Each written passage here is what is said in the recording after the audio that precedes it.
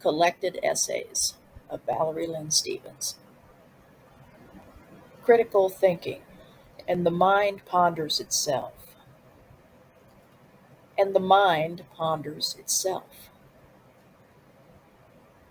As I type this, my mind is forming thoughts. Oops, see, already an error.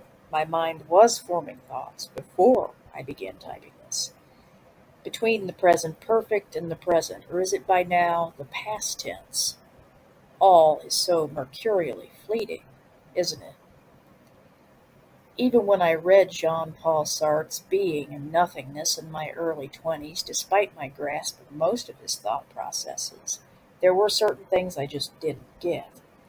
But I knew that, after reading a second and a third and however many other times, that I would experience the book in a slightly different way each time anyway, and so I just let it be.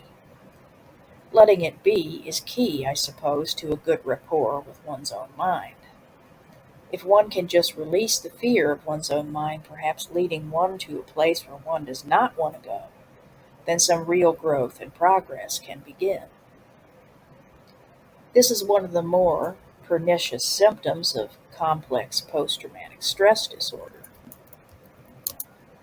Even being a person who courageously faces the truth about myself, others, and the world in general still does not preclude that of my own vulnerability and humanity in the face of it all. After about 20 years of relentless psychoanalysis and self-help methods applied, most of which actually were very helpful to my healing process, I came to the realization that enough was enough. I had done the work as far as I could be expected to complete it, and that it was best to leave the rest to more celestial powers. In a word, therapy was beginning to become counterproductive for me beyond a certain point.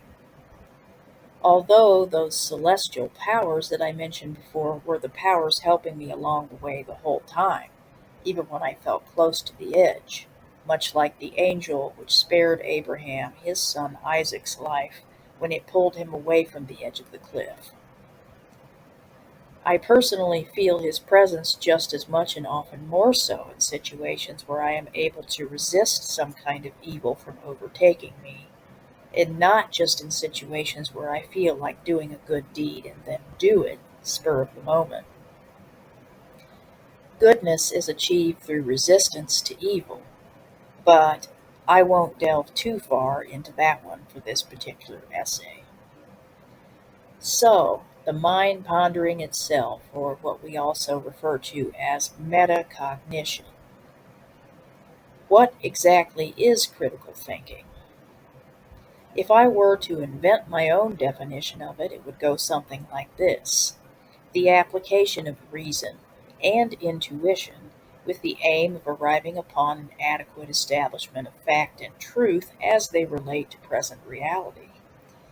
But my mind is critical of that definition because not only do I possess an inherent distrust of all things reductionistic and the like, and thus feel it lacking and limited in scope, but I also have to allow for an accommodation of relativity and temporality as it relates to epistemological entities such as fact, truth, and reality.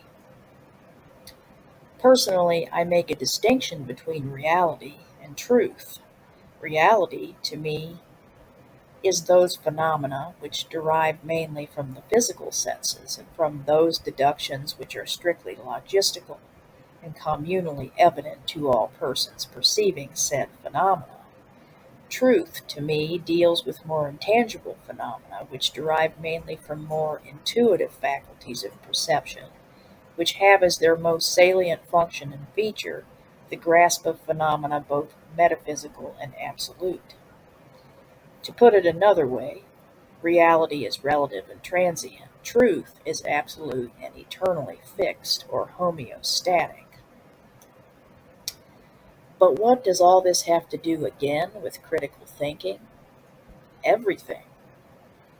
My ability to discern truth is no less essential than my ability to know facts or to be in touch with reality, quote unquote.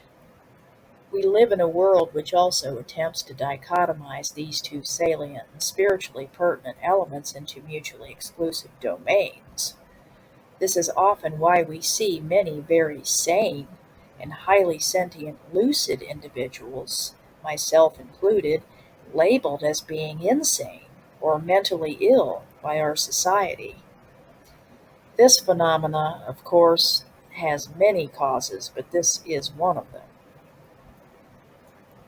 I also think that things that our society may have deemed acceptable and even willfully engineered us into doing as children, if manifested in an adult, gets pathologized and or demonized.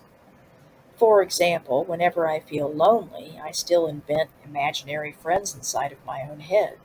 I know they're not real, just as much as I knew when I was a child. Nevertheless, I am wise to keep this behavior to myself and not to exhibit it out in society.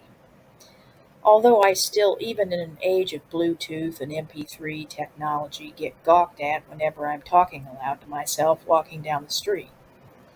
It is sad how much spontaneity and joy we are denied as adults due to this and other forces at play, but unfortunately we must adapt. But both realms of mind are equally as healthy and equally as valid so long as they are balanced out with the other essentials in life. The truly insane are often deemed the societal ideal and norm. Not that I'm saying that all conformists are sociopaths in lamb's wool, but I merely refer to those individuals who, back when it was called this, would have been deemed criminally insane, or as I like to call it, morally insane. Although I definitely do not believe that these individuals can credibly claim insanity as a legal tactic in defense. Evil people choose to do and to be evil. This, to me, is the true definition of pathology, insanity, and/or mental illness.